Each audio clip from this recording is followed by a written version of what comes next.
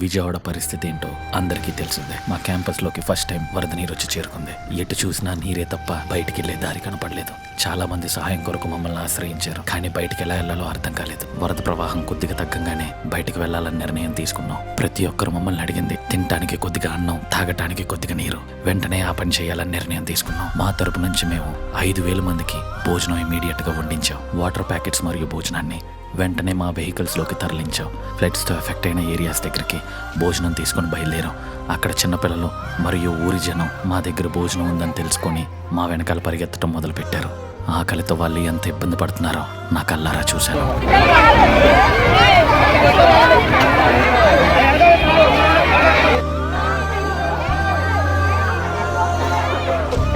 మేము తీసుకెళ్లిన food and water 1 గంటలోనే అయిపోయాయి.